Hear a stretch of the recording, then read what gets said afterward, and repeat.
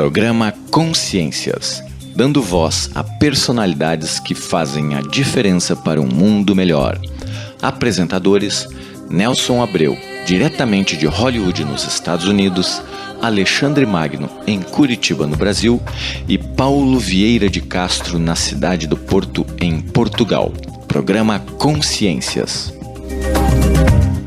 Bem-vindos ao programa Consciências. Hoje temos o prazer de ter connosco Vítor Mendes, que nos está a falar desde o Porto, em Portugal. Bem-vindo. Obrigado, é um prazer estar aqui. Olá, Vítor, seja bem-vindo. Olá, Alexandre. Olá, Nelson. Alexandre em Curitiba e eu aqui, Nelson, em Los Angeles. E teremos também connosco Paulo Vieira de Castro, também do Porto, em breve.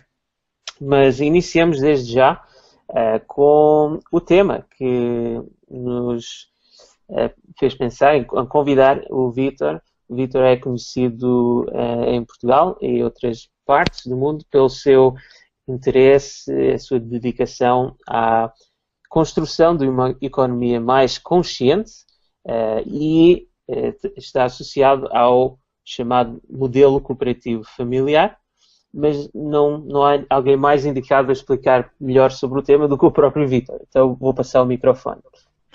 Olá. Portanto, sou uma pessoa normal que se começou a interessar pelos problemas do mundo e depois, enfim, abreviando a história, descobri que o melhor modelo económico para resolver os problemas era o cooperativismo. E então, desde 2010 que me empenho em divulgar ao máximo possível o cooperativismo e espalhar o máximo de informação. Basicamente é isso. O cooperativismo não é absolutamente novo.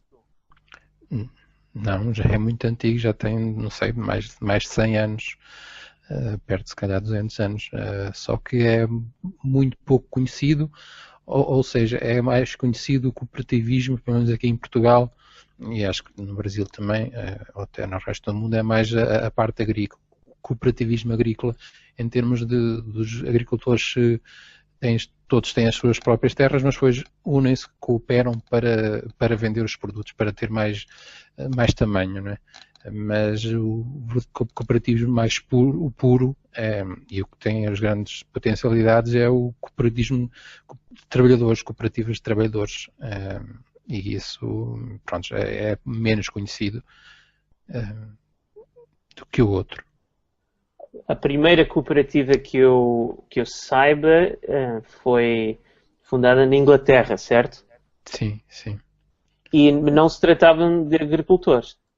Não, eu não tenho muito conhecimento disso, dessa cooperativa, nunca tive assim bastante conhecimento disso, mas penso que não, pelo menos no vídeo que eu vi do Projeto Equilíbrio, parecia que eram fábricas e outras estruturas e escolas, e portanto era uma cooperativa plena, também completa. Acho que eu conheço melhor em termos de exemplo, e que para mim para mim e para as pessoas que se dedicam a isto é o Mondragón em Espanha, que é o caso máximo das potencialidades do cooperativismo.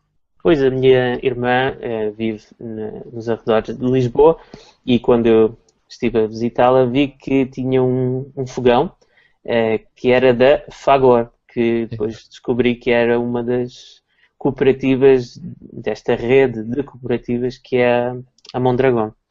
Exato. Em termos de volume de negócios é o 7º maior grupo empresarial de Espanha. Então é na ordem das dezenas de milhares de milhões de volume. Então não é uma coisa assim necessariamente que não tem escala. Vemos que tem escala. Sim, lá tem escala. Lá no País Basco tem escala. E também em Espanha, mas sobretudo no País Basco. É composta por um banco, por universidades, por uma grande superfície, num retalho, tipo os nossos Lidl, e depois a Fagor e muitas outras empresas. São cerca de 200 cooperativas, uma rede de 200 cooperativas. impressionante. Mas começou pequenino, se não me engano, foi Sim, um padre, né, que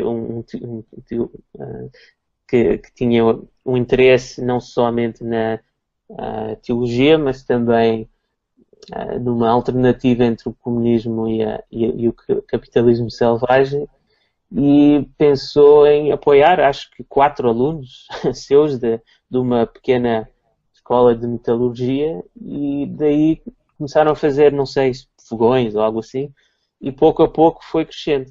Qual é o exatamente. segredo, então, de ir de um padre e 4 miúdos a uma companhia de 7 milhares de milhões, 7 bilhões de vendas?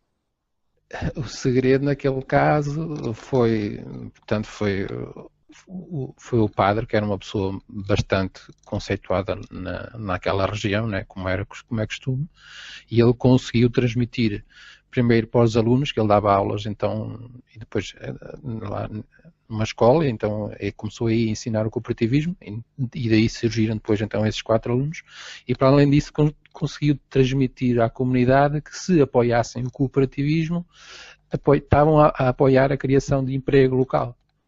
E se investissem nas cooperativas, estavam a investir neles próprios, porque a riqueza ficava ali. E ele conseguiu, como era uma pessoa muito conceituada, e conseguiu transmitir essa ideia às pessoas, e as pessoas aderiram ao projeto, e daí que tiveram bastante dinheiro para arrancar. Então vemos que é uma questão que tem aspectos técnicos.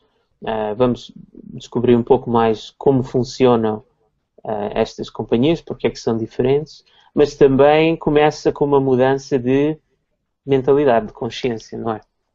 Sim, sim, porque a grande dificuldade das cooperativas é o arranque, não é? É preciso um grupo de pessoas se organizar, se juntar, e depois tem que arranjar o capital para começar, não é? Essa é a grande dificuldade, e por isso é que o capitalismo é muito mais fácil, basta alguém ter muito dinheiro e paga alguém para fazer. E ali um cooperativismo é diferente, tem que ser, para começar, tem que ser um grupo de pessoas que tem que estar na mesma sintonia, ter a mesma consciência. O que eu acho interessante é que o modo de pensar é diferente, o modo como a companhia é estruturada e organizada é diferente, mas pode se encaixar perfeitamente no sistema que já temos. Ou seja, não é uma utopia, é uma coisa que, se tivermos o tipo de liderança e cooperação ao nível local, e podemos sonhar um dia ao nível nacional, é algo perfeitamente execuível hoje. Completamente, completamente. Já está. Só não é muito conhecido e tem essas dificuldades de começar. De resto, é perfeitamente execuível. Então, se a Mondragão é o sexto ou sétimo maior grupo empresarial de Espanha, concorre com as outras empresas, perfeitamente normal. Aqui nos Estados Unidos há também uma história sempre de contracorrente e de tentar sempre procurar alternativas, como em outros países. E um exemplo assim, recente é a história dos trabalhadores de ferro, né, que nessa indústria do aço, que conseguiram, depois de umas décadas, de se organizar e começaram a comprar as fábricas que iam à falência, porque não rendiam o suficiente para os investidores, mas que rendiam o suficiente para eles.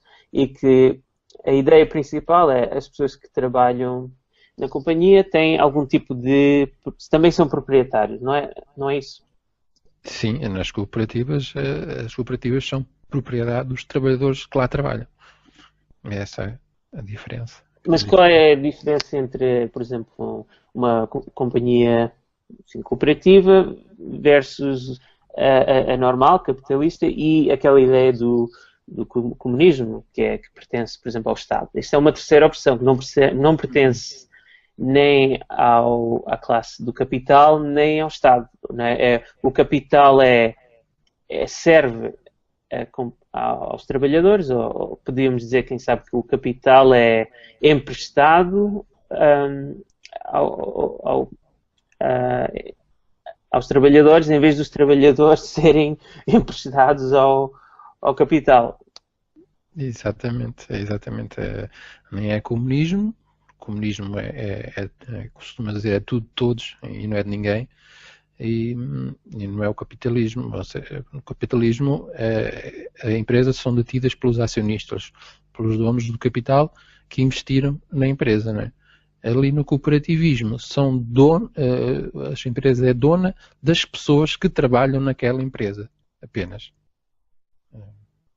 E como é que podemos então implementar esta ideia? Já referiu a uma ideia que é, suponha que há uma companhia, tem vários trabalhadores e quem sabe o empresário, não sei, já está prestes a se aposentar, quem sabe os filhos não lhe interessam seguir com a companhia e até é capaz de fechar a companhia. E quem sabe os trabalhadores juntos oferecem comprar a companhia ao patrão e depois seriam eles próprios a gerir a companhia, certo? Seria um modo. Sim, seria um modo, mas não seria comum. Não acontece, não, esse seria um caso muito raro, não é? Pois, então algo mais realista seria um grupo de pessoas, quem sabe até com os próprios clientes, juntam-se para formar a própria companhia, para realizar as necessidades locais. Certo? Sim, isso é o caminho mais natural, não é? Pelo menos começa sempre por o que acontece mais, penso eu, pelo menos naqueles casos que eu vi, são pessoas com boa participação na comunidade, né?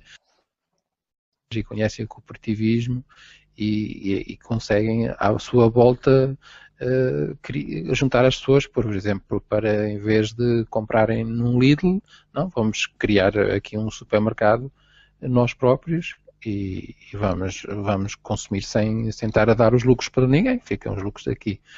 Portanto, isso é o meio mais normal. Agora, o que também tem acontecido, e o que é mais conhecido, é quando as fábricas vão à falência, que aconteceu muitas vezes na Argentina, e as empresas vão à falência, então os trabalhadores ocupam as fábricas, não é? Ocupam as fábricas e alguns conseguem eles depois próprios continuar a empresa.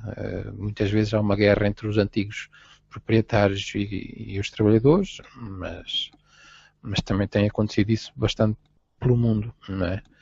Outra hipótese seria, e por exemplo há um comentário onde o Noam Chomsky participa, uma hipótese que seria também muito lógica, por um lado, seria os sindicatos apoiarem cooperativas, né?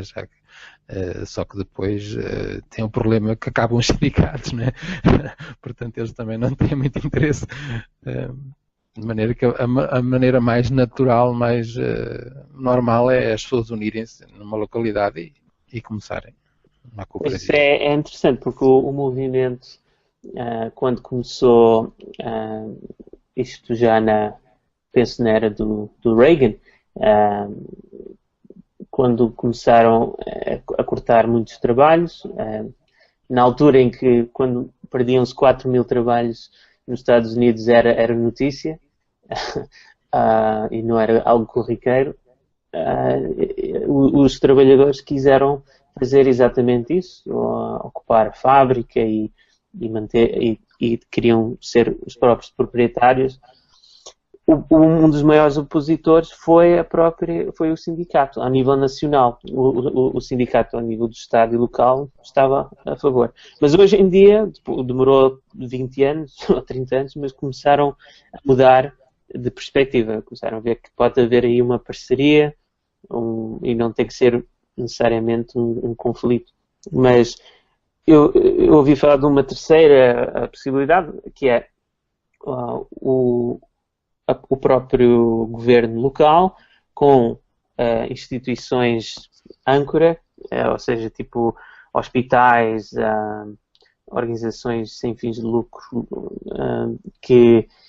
universidades, faculdades, aquelas instituições que não estão aí somente para fazer lucro e que amanhã podem ir para outro lugar, mas que são estáveis, são parte da comunidade. Essas entidades muitas vezes gastam bastante. Por exemplo, o exemplo muito citado é em Cleveland, né? Em que, no Ohio, aqui nos Estados Unidos, onde existe aquela grande universidade de pesquisa médica, a Cleveland Clinic, e eles viram que, por exemplo, só em gastos tipo de lavandaria gastavam milhares por ano, e que em vez de dar a uma companhia qualquer, podiam ajudar a criar uma cooperativa e contratar as pessoas, e à medida que eles vão trabalhando, vão comprando uma parte, né, da propriedade da companhia. E começaram com isso. Aí vemos que não foram as pessoas sozinhas que se decidiram informar e arranjar capital de algum modo. Foi o setor do governo local, com apoio das organizações sem fins de lucro, ou os líderes locais cívicos, conseguiram aí criar uma companhia. Acho que hoje em dia tem também instalação fotovoltaica e também fazem uma quinta urbana onde crescem lá alface e não sei o quê. E é bastante interessante. Então, aí é que acho que poderíamos ter mais sucesso, né? Se tivéssemos líderes no Porto, em Lisboa, em Curitiba, no Rio de Janeiro, por aí, Luanda, por todas as partes da lusofonia, se houvesse esse tipo de parceria. Acha que isso é provável, possível? O que é preciso para fazer isso acontecer? E tem alguma esperança? Existe algum lugar dentro da lusofonia onde acha que haja algum progresso? O que eu tenho visto aqui na net, por exemplo, parece que Nova Iorque também está com um grande movimento a favor do cooperativismo. A própria Câmara está a apoiar bastante o cooperativismo. Mas lá está, as organizações são os líderes locais, é aquilo que nós também tínhamos acabado de falar, é preciso ter líderes, mais rápido é ter líderes locais que puxem por isso. Por exemplo, o economista, um dos principais economistas do mundo, que é o Richard Wolff, ele também defende o cooperativismo, o Noam Chomsky também, e ele defende que seja o Estado também a apoiar, a fomentar o cooperativismo, a apoiar a criação dessas empresas. Também é outra hipótese, né? Agora, em termos de futuro, eu acho que sim, e eu vejo que cada vez mais se fala em cooperativismo. Ainda não chegou ao mainstream, mas neste nicho que nós frequentamos nota-se que cada vez se fala mais, e agora com a internet cada vez vão ser mais conhecidas essas soluções, e eu acho que sim, que isso vai começar a ser mais conhecido e a haver mais cooperativas. Uns países mais rápido que outros, mas acho que sim. E é fácil, suponha que há interesse, há um grupo de pessoas, há capital. É difícil começar uma em Portugal? Ou... Não, acho que não em Portugal, porque em Portugal existe uma associação que é a CASES, que é uma associação bastante conhecida e com já muito trabalho feito, que apoia as cooperativas e apoia a criação de cooperativas e todo o setor cooperativo. É uma associação, agora não me lembro o nome de uma pessoa bastante conhecida aqui há uns anos em Portugal, que apoiava muito o cooperativismo e falava muito de cooperativismo, e a associação tem esse nome dessa pessoa. É a CASES, pronto. E quem quiser começar uma cooperativa em Portugal é nesse aspecto, se tiver o capital das pessoas, nesse aspecto de acompanhamento é fácil. É uma boa notícia. E vamos supor que temos aqui alguns ouvintes que se motivam e gostariam de falar com os seus vizinhos, com os seus colegas, familiares, e pronto, juntam algum dinheirinho e conseguem assim, o mínimo para começar, né, a sua aventura cooperativa. Tem algum aconselho em termos de recursos, de orientações? Não, é só esse conselho é só esse que eu acabei de dar, que é consultar a CASES, que é o organismo oficial que apoia o cooperativismo. Eles apoiam, são bastante prestáveis e eles apoiam em tudo. E, então, voltando à ideia das vantagens do cooperativismo, deve haver, com certeza, um fator que é a motivação, né? Trabalhar para uma companhia onde é um dos proprietários é diferente de trabalhar para um patrão ou trabalhar para o Estado, não é? Claro, o lucro, em vez de ir para um acionista, fica no bolso da pessoa. Portanto, tem toda a vantagem em trabalhar para si própria, não é? As cooperativas, em termos de média, têm o dobro, produzem o dobro das empresas capitalistas, em termos de média, produzem o dobro. Porque as pessoas estão a trabalhar para elas, enquanto quando estão numa empresa capitalista, muitas vezes nem gostam dos chefes, existe sempre aquela parte de desresponsabilização, muitas vezes nem gostam, nem concordam com as coisas, nem gostam do ambiente de trabalho, e para além ter sempre aquele sentimento injusto que uma pessoa trabalha e depois os ordenados milionários vão para o topo. E no cooperativismo isso não acontece. O lucro fica todo naqueles trabalhadores, não é? Por exemplo, a Apple, ainda não tenho isso numa apresentação, agora já não me lembro os números, mas a Apple teve lucros que se fossem divididos pelos seus trabalhadores, já não me lembro, já foi há bastante tempo, mas acho que eram uns 20 mil euros, 200 mil euros que dá para cada um, assim, uma coisa astronómica, não é? Pois, isso levanta outro tema, que é, há décadas, a diferença máxima entre o trabalhador que ganha o mínimo e aquele executivo que ganha o máximo seria, não sei, 10 vezes, 20 vezes. Já começou a ser ainda mais. E hoje em dia não é incomum chegar não a 30, não a 40, mas 300 ou mais vezes. E já chegou a um nível de desigualdade ridícula. Exatamente. Uma parte íntegra do cooperativismo é moderar essa situação, não é?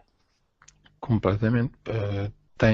Não existem, nos salários, a maior parte são iguais, mas existem diferenças. São as diferenças que os trabalhadores da cooperativa, nas suas reuniões, nas assembleias gerais que têm, decidirem. E normalmente a diferença é, por exemplo, na Mondragon, esse sexto maior grupo de Espanha, né, que se fosse uma empresa capitalista, certamente o superior diretor ganharia 100 vezes mais. Ali penso que penso que na década de 80 era 3 vezes mais, ganhava o diretor, e acho que agora é 6 vezes mais. Portanto, e é isso. No outro dia foi feito também um estudo entre as maiores empresas do mundo e perguntaram aos trabalhadores quais é que eles achavam que devia ser o rácio entre o salário mais baixo e o salário mais alto. E eles disseram também que devia ser 5. Portanto, os trabalhadores o ser humano acha normal que uns ganhem mais que outros, não é? Não precisa agora essas diferenças pornográficas que há hoje, é que não, e no cooperativismo isso não existe. Por isso é que o cooperativismo é o sistema económico recomendado por todas as pessoas que se dedicam às desigualdades, né? Por exemplo, há um livro muito bom, para mim um dos melhores que eu já li, que é o Espírito da Igualdade, que é escrito por 2 professores britânicos, e eles próprios explicam e através de um trabalho de vários anos, que conforme aumentam as desigualdades, aumentam os problemas sociais, todos, sem exceção. E no capítulo final, em termos de soluções, apontam também para o cooperativismo. Pois, e vemos o próprio sistema se torna instável, vêm as grandes recessões e depressões logo após essa desigualdade chegar a um certo nível também. Nos últimos 20 ou 30 anos, cada vez há mais desigualdade no mundo. E isso deve-se sobretudo a partir dos tempos do Reagan e da Thatcher, né, quando começaram a privatizar todas as grandes empresas, né, que o lucro até aí ficava no Estado e a partir daí começou a ir para os países fiscais, né? Agora como se vê no Panamá. Exatamente. E que cada vez as diferenças são maiores. Isto também levanta outro tema, que vai mais além da questão do trabalho em si, mas vemos que a verdade é que as democracias ainda têm muito que crescer, não deixam muito a desejar. É melhor do que estar sobre uma ditadura, mas também não chegam a ser democracias com o D maiúsculo, né? Ainda não, mas não é interessante que não estamos habituados à democracia, porque a escola não é democrática, o trabalho não é democrático. Então é um bocado difícil pedir às pessoas de serem democratas, que eu acho que não estão habituados a ser democratas. Mas a esperança seria que ao viver a democracia no trabalho, em que os trabalhadores têm uma voz maior, há mais igualdade,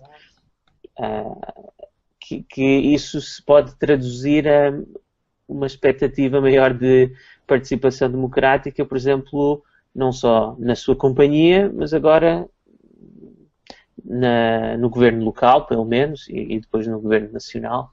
O que é que acha? Sim. Agora, o mais importante do mundo é o dinheiro, não é? O dinheiro é que faz realidade tudo. Portanto, o dinheiro é que nós vivemos através de trocas uns com os outros, é através de empresas, portanto, o fulcral mesmo é a democracia económica, não é? Isso é que é o fulcral. É a democracia, havendo a democracia no trabalho, nas empresas, isso aí que diminui as desigualdades e o resto. Sim, e o resto também, as pessoas depois também que estão habituadas a participar democraticamente das cooperativas, né, que cada pessoa tem um voto, obviamente depois também participam mais na vida, na sua comunidade. Pois, porque infelizmente o dinheiro acaba por se traduzir em influência, e quanto mais desigualdade, menos pessoas têm influência, e temos um 99,9% com pouca voz.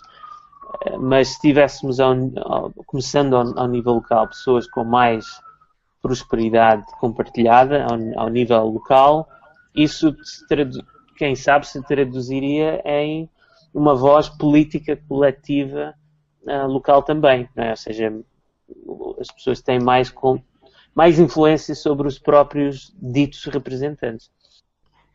Sim, concordo.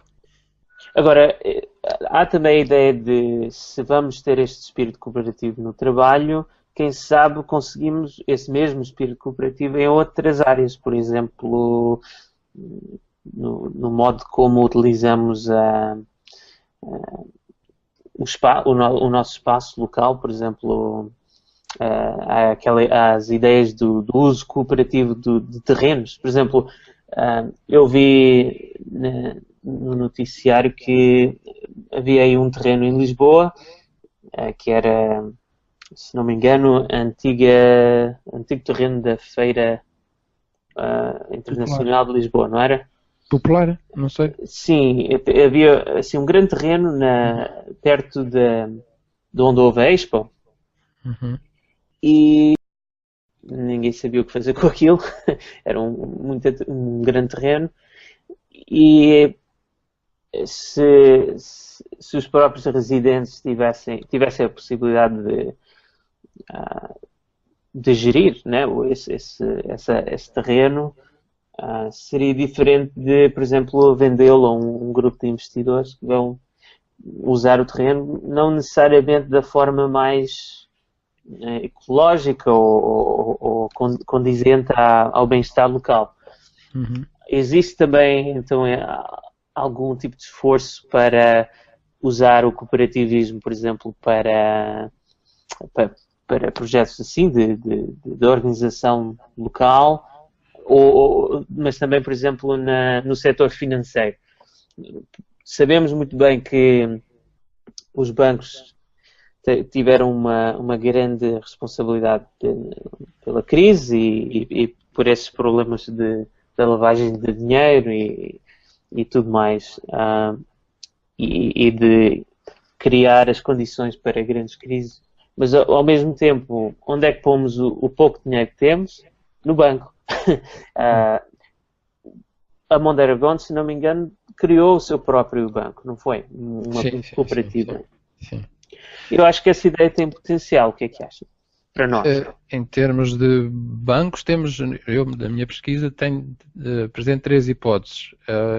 Temos o caso da Mondragon, que são bancos cooperativos, que em Portugal também existem, como é o Crédito Agrícola, também é um banco cooperativo. Temos também os bancos éticos, também são bancos que não utilizam os seus depósitos para atividades especulativas, em armamento, empresas que poluam, etc. Por exemplo, muito conhecido em Espanha é o Trio dos Bancos. Em Portugal ainda não existe, mas há um grupo de pessoas a tentar começar um projeto desses em Portugal. E depois também existe o meu preferido, que é o Bank Jack, que é na Finlândia e na Dinamarca, penso eu, que é um banco que não utiliza juros, porque na minha pesquisa, para mim, os juros são uma das principais causas dos problemas no mundo, inclusive das desigualdades, e é um banco que não utiliza juros. Por isso, em termos de bancos, e depois também existem os bancos mutualistas como o Vontobel, mas enfim, quer dizer, a diferença não será muito. Pelo menos o crédito agrícola tem, nesta crise, e os créditos agrícolas, tanto em França como em todos os países, têm resistido muito melhor do que os outros bancos. Mas pronto, o meu preferido é o Bank Jack. Pois, aí levanta outro tema interessante, que é o dinheiro sendo uma expressão de valor. É algo importantíssimo no ponto de vista de como é criado, né, e como é distribuído. Em Portugal somos parte do euro. Acho que é possível ter um tipo de moeda paralela que fosse organizada de uma forma diferente, e se conseguíssemos criar tal moeda, quais seriam as suas características se o Vítor tivesse aí uma voz no tema? Portanto, eu acho que as seleções coletivas, para mim, não têm muito interesse. Para mim, o nosso futuro depende de criarmos comunidades cooperativas. É um bocado, eu tenho uma visão um bocado, há quem chama o anarquismo. Eu analisei o anarquismo, e o anarquismo para mim é uma palavra que foi pessimamente escolhida, que para mim o anarquismo lembra-me a ausência de autoridades, o tipo que faroeste, quem tem a maior pistola é que manda, mas uma melhor palavra para mim era cooperativismo. A solução passa para as pessoas se organizarem localmente, cooperarem localmente. E não, para mim, a solução nunca virá de cima. Nunca virá de cima. Terá bem se as pessoas se organizarem localmente e localmente serem quase autossuficientes. Não é? E o sistema monetário, atualmente, que é analisar o sistema monetário utilizado hoje em todos os países, é uma fraude, é um mecanismo de retirar dinheiro de baixo para cima. Né? O dinheiro é criado através de dívida, com juros agregados. Ou seja, aquele dinheiro dos juros não existe, quer dizer, mas vai ter que ser pago, de maneira que vai ter que ser para alguém que não consegue pagar, porque aquele dinheiro não existe, tem que saber se a gente a falir. Mas para as pessoas saberem como é que deveria funcionar um um sistema monetário, é muito fácil, entre aspas, é analisar as moedas alternativas que já existem pelo mundo, moedas comunitárias, não é? E então aí uma pessoa vê como é que tem que funcionar um sistema monetário. Qualquer pessoa numa comunidade pode pode criar um sistema monetário com dinheiro e trocam o dinheiro entre si. E a forma é que vemos que o dinheiro não pode ter juros, o dinheiro não pode estar parado muito tempo, não pode se acumular, não pode ser baseado em dívida, etc. Não sei se... Sim, exatamente. Em inglês há um nome para moeda que dizem currency, né, que faz lembrar corrente, ou seja, o dinheiro é para circular, não é para ficar a acumular demasiado tempo e criar montanhas e montanhas. Né? É interessante. Há ideias de que o dinheiro pode ir tendo uma data de expiração ou vai caducando aos poucos e tem que se gastar. Inclusive há sistemas com juros negativos. Exatamente. Então, bem, parece que não faltam soluções para experimentar. O que falta é vontade e organização ao nível local, não é? O que falta é conhecimento, não é? Por isso é que o mais importante para mim é espalhar o máximo conhecimento possível, não é? As soluções existem, já existe tudo, só falta as pessoas conhecerem. E isso é que é a grande dificuldade, é as pessoas, porque esta informação não vem no mainstream, não vem nos canais de televisão, tem que ser a pessoa a pesquisar e as pessoas estão muito distraídas com futebol, novelas, etc. E para além de que nem acreditam nelas próprias, né? Uma pessoa pensa que o sistema parece tão complicado para quem as pessoas pensam quem sou eu para conseguir ver uma solução, né? As pessoas não acreditam nelas próprias. E depois exige trabalho, exige pesquisa, exige reflexão e exige tempo, né? Porque isto não é ensinado nas escolas, né? Como diz o professor Ladislau, do professor universitário de Economia do Brasil, lá num livro, diz que o dinheiro quer dizer, todo o mundo jura, o dinheiro é o sangue da economia, é o sangue da vida em sociedade, né? E as pessoas vão da primeira classe até à universidade, acabam a universidade, a não ser que seja um curso de economia, passam esse tempo todo sem ter aulas sobre o dinheiro, sem saber como é que funciona o dinheiro. Quem é que o cria? Como é que o criou? Quem é que diz quanto é que é criado? Como é que ele funciona? É uma coisa vital, no entanto isso não é ensinado. E o problema é isso, é porque isto exige que as pessoas investiguem. E isso é que é a grande dificuldade. Em termos de leitura, de websites, para a pessoa que quer educar-se acerca destes temas da economia cooperativa, das novas moedas e tudo mais, quais são as suas sugestões? A minha sugestão é o site que eu criei durante destes 6 anos, que eu tive que, logo desde o princípio, eu teve o cuidado de tudo o que eu via, todos estão lá, por exemplo, em termos de documentários, estão lá quase 500 documentários, tive sempre a preocupação que tudo aquilo que eu via colocar disponível na net, que é para outras pessoas conhecerem, né?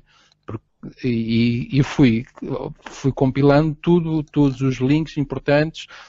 Tem lá uma pasta sobre sistema monetário, sobre cooperativismo, sobre empresas de comunhão, sobre mutualismo, etc, etc, etc. Tem lá tudo os problemas principais e as soluções. Tem lá para a pessoa começar numa ponta, pode começar por lá e depois tem que seguir o seu próprio faro. Exatamente. E o website é novacomunidade.org, certo? Org, sim. Perfeito. Tem mais alguma mensagem aqui para a nossa audiência? Pela lusofonia? Sim, já agora da mensagem, é uma parte que nós não falamos aqui, é uma parte que a mim que me preocupa bastante, e que, como eu disse há um pouco, eu acho que sim, que nós estamos a começar, o cooperativismo começa a ser mais conhecido e as soluções, há mais pessoas, embora sempre num nicho, mas devagarinho a crescer, só que o grande problema, e que é grande preocupação, e que eu acho que nem sequer vamos ter tempo, é os problemas, sobretudo o aquecimento global, também a exploração de recursos, mas sobretudo o aquecimento global, que os cientistas, quem analisa estes meios dos cientistas, como eu tento acompanhar e acompanho outras pessoas que acompanham, os cientistas estão em estado de choque com a velocidade do aquecimento global e só não sabem se os resultados vão ser maus ou muito maus. É a única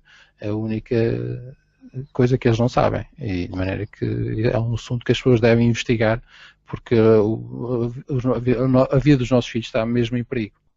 Exatamente, não é possível falar de uma economia mais consciente sem que ela aborde esse tema e de forma bastante firme, bastante ativa.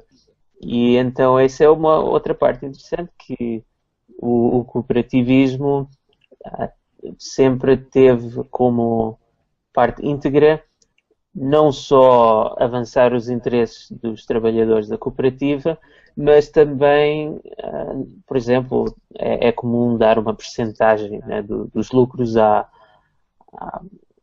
organizações e atividades de caridade ou de educação, certo?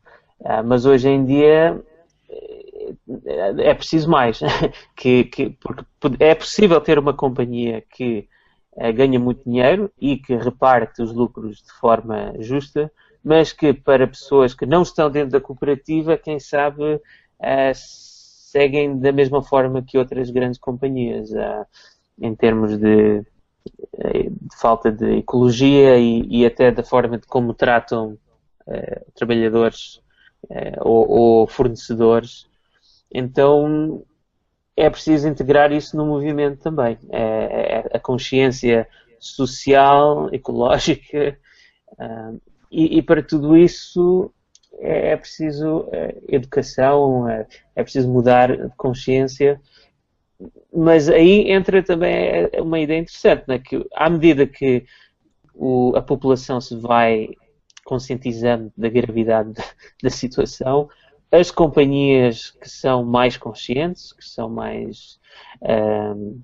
parte da solução, ou seja, que procuram novas formas de agir ou até soluções tecnológicas que resultam em uma pegada de carbono menor, também são capazes de ter mais sucesso.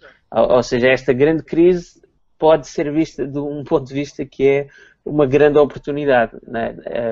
Em primeiro lugar é uma questão de sobrevivência, mas também, possivelmente, pode abrir aqui muita oportunidade, por exemplo, aquela companhia de Cleveland, né, que está a crescer comida localmente para reduzir aquela questão de gastar muita energia de trazer comida de outros países até.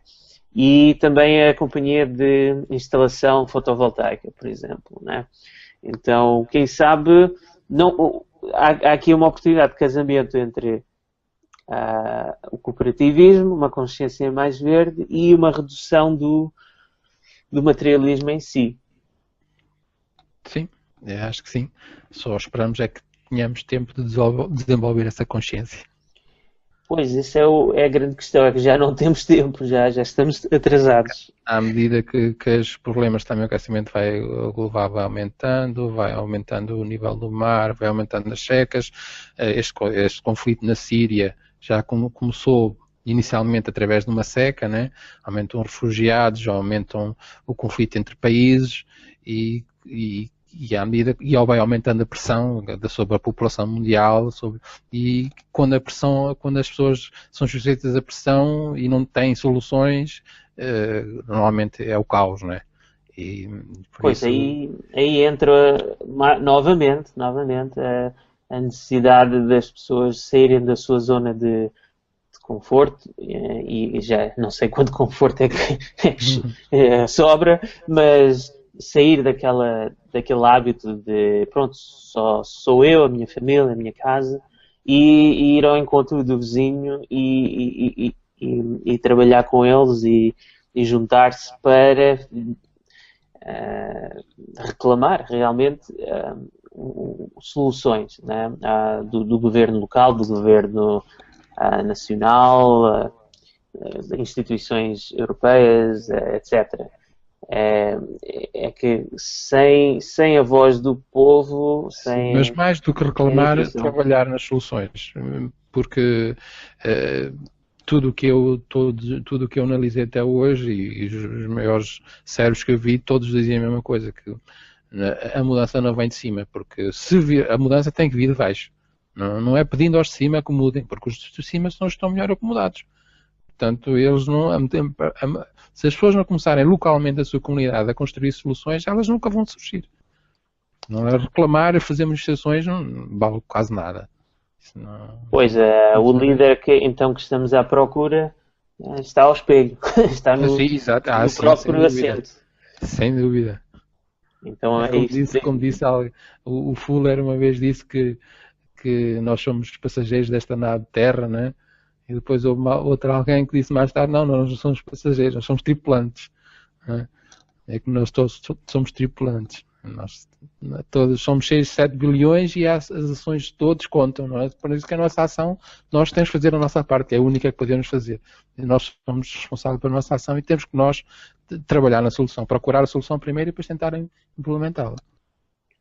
Pois é, em todos os países da lusofonia as pessoas trabalham bastante e chegam em casa cansadas, mas se juntos com o seu tempo, em vez de vez em quando, em vez de ver as novelas e não sei o quê, se reúnem e começam a trabalhar nessas soluções locais, pouco a pouco o esforço das multidões, cada um fazendo a sua parte, realmente pode mudar o mundo. Sim. Há um documentário que diz lá um estudo feito por cientistas, que é muito partilhado também nas redes sociais, que eles dizem que estima-se que, já não tenho certeza, mas entre 7% a 10%, quando basta 7% a 10% das pessoas mudarem, que o resto vai tudo atrás. De maneira que difícil é começar. Exatamente. Penso que foi a Margaret Mead que disse, né, que as grandes mudanças sempre foram iniciadas por uma minoria, mas também podemos ver a história, né, que sempre pensaram que não era possível mudar e pouco a pouco fomos mudando. Já tivemos várias conquistas, mas hoje já estamos atrasados para novas conquistas. Então deixamos aqui o convite, o desafio para darem as mãos para estas novas soluções, que em teoria já estão, agora só falta e na prática pôr em também. prática. No caso do cooperativismo, tanto em teoria como na prática, já é por todo o mundo. Por exemplo, tenho lá um vídeo que passou até na SIC, que a cidade mais rica da China é uma cidade cooperativa, né? Já está espelhado até na China. Quer dizer, já existe em todo o lado, já está comprovado na prática, né? Agora só falta é ser conhecido.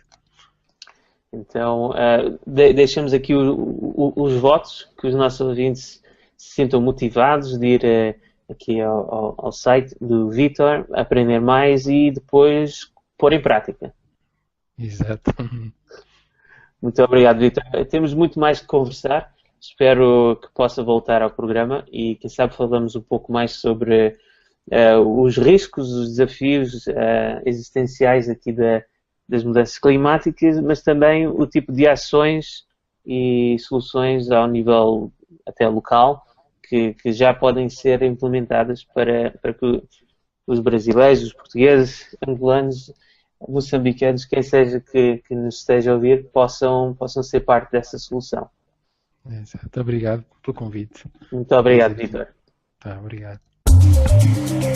Consciências, uma série de podcasts em forma de talk show com entrevistados e suas ideias que estão co-criando hoje um futuro mais consciente. Programa Consciências, uma sinapse online entre os apresentadores Nelson Abreu, nos Estados Unidos, Alexandre Magno, no Brasil, e Paulo Vieira de Castro, em Portugal. Programa Consciências.